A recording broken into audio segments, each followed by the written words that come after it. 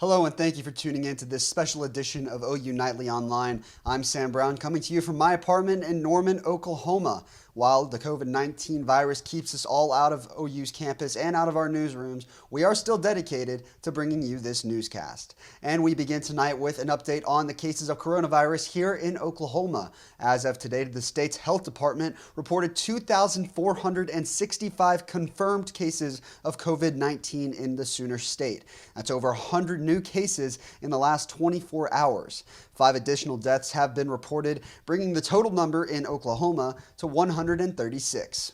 Stitt addressed Oklahomans this morning with optimism, saying that the state could reopen next month if the curve continues to flatten. Stitt said he spoke to President Donald Trump about federal guidelines for reopening states and said that the decision would be based on scientific data and advice from health professionals.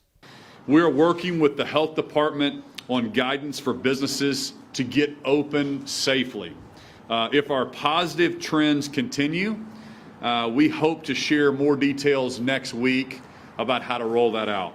COVID-19 numbers in Texas continue to rise as well. Today, the state's Department of Health Services reported 17,371 cases of coronavirus, as well as 428 deaths related to the illness. Nearly a quarter of the confirmed cases are in Harris County, where Houston is located, while Dallas County reported over 2,000 positive tests of their own. Today, Governor Greg Abbott addressed the possibility of reopening the state with a target date of early May. But while private businesses might return to some form of normalcy soon, schools across the Lone Star State will not. Today's executive order also addresses schools. The team of doctors advising us have determined that it would be unsafe to allow students to gather in schools for the foreseeable future. As a result, school classrooms are closed for the remainder of the 2019-2020 school year. Today, President Donald Trump outlined a plan to reopen the U.S. economy at the discretion of each state once cases of coronavirus begin to trend downward. Trump's 3-tiered plan would first allow restaurants, movie theaters, places of worship, gyms, and sporting venues to reopen if they practice strict social distancing, while at the same time encouraging high-risk individuals to stay at home. Now, the second phase includes the reopening of schools, among others, while the third phase would allow those vulnerable individuals, to resume public interaction. If they need to remain closed, we will allow them to do that. And if they believe it is time to reopen, we will provide them the freedom and guidance to accomplish that task, and very, very quickly, depending on what they want to do. Hey everyone, thanks for tuning in to this version of OU Nightly's online newscast. I'm Jenna Warner, and I'm going to give you guys a look at the weather back in Oklahoma. So let's take a look and be looking out. I have a special little thing for you guys embedded in my weathercast, so be taking a look. Let's take a look at the highest observed temperature this afternoon. So we had a cold front coming through. We were at 68 earlier today, and that cold front knocked us down as it moved off east, and it'll continue to knock us down well into tonight. We'll have a pretty chilly low.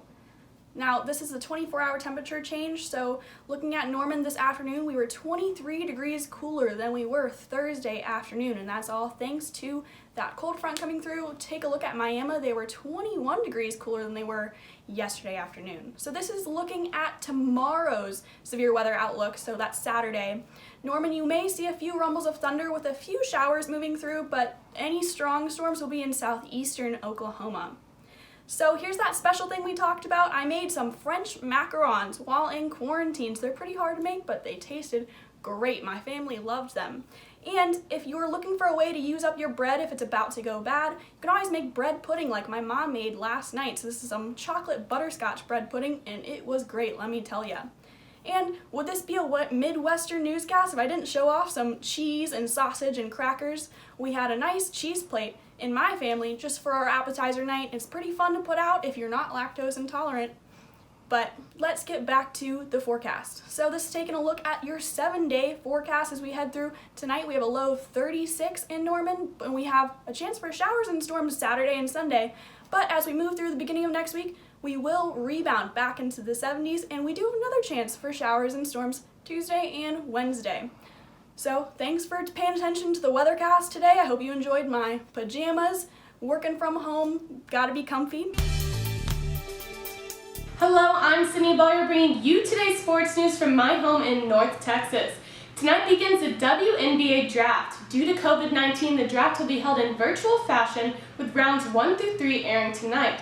Sabrina Ionescu from the Oregon Ducks is expected to be the #1 pick tonight. The draft begins at 7 p.m. Eastern. The NCAA announced this morning that they will be waiving standardized test score requirements from the freshman eligibility equation for those wanting to go to D1 or D2 universities. The NCAA adjusted requirements for eligibility now based on GPA. For more information on the new parameters set for the graduating high school athletes, you can visit ncaa.org. And the Utah Jazz point guard Mike Conley is the ultimate horse champion. Conley beat out Zach LaVine in the end during the two-day event to earn $200,000 for coronavirus relief. Great run, man. Didn't have much space there on the baseline. You deserve that championship. I'll let you know that. Nah, man. And it's Flashback Friday. 4 years ago was a very special day for the OU women's gymnastics team.